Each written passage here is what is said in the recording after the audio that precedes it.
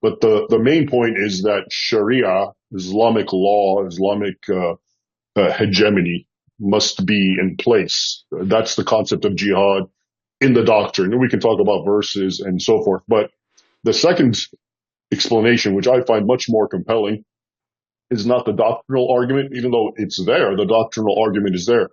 But the problem is a lot of people will rightfully argue and say, well, look at the Bible. The Old Testament's full of violence. So what's your point? But a lot of Christians and Jews are not doing that sort of thing. So my take has always been, okay, fine, let's park the scriptures and let's see what happened historically. And lo and behold, if you study the real history of Islam and the West, it is one of unmitigated jihad and conquest.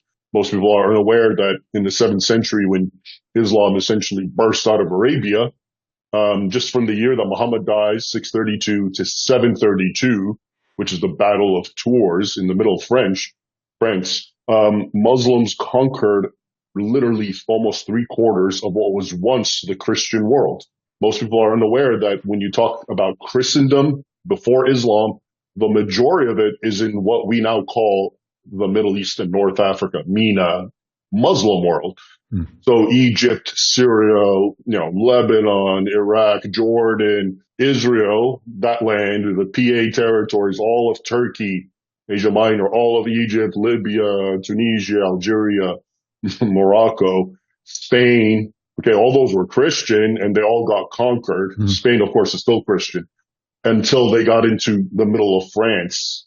And then later, you had several iterations of jihad would burst out. And one of the most fierce was the Ottoman Turks. And they, again, invaded and they conquered the Balkans and, Constantinople. And in 1683, now we're talking a millennium after Muhammad's time, they're surrounding Vienna and on the verge of conquering it.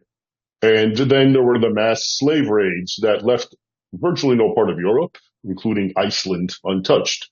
North African Barbary pirates would go as far as North Iceland. They had an island base off Britain called Lundy, and they would terrorize and go ransacking and get slaves.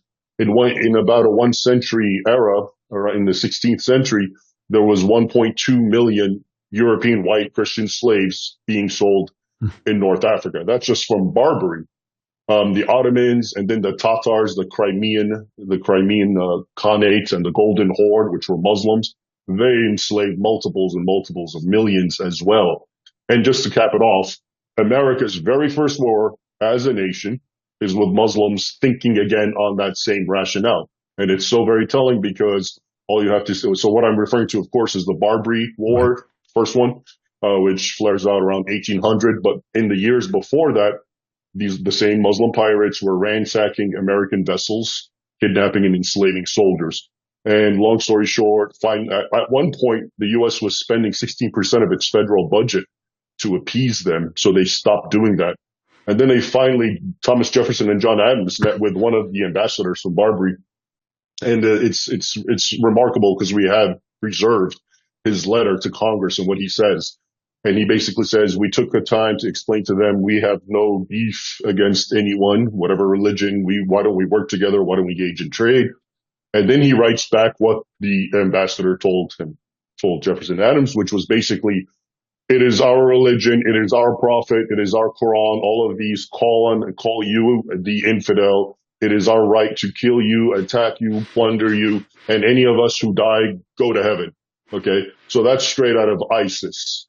Okay, so what I've just given you, this is a quick encapsulation from the time of Muhammad to America. So we're talking 1,200 years now.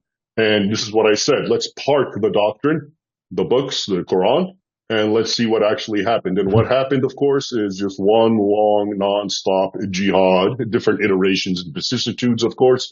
And like I said, 3/4 of the Christian world, the older, richer, more sophisticated, more theologically advanced region, which no one connects with Christianity, like Egypt and Syria and Asia Minor, Turkey, were all swallowed up by, so when you ask about, the question, is this struggle intrinsic?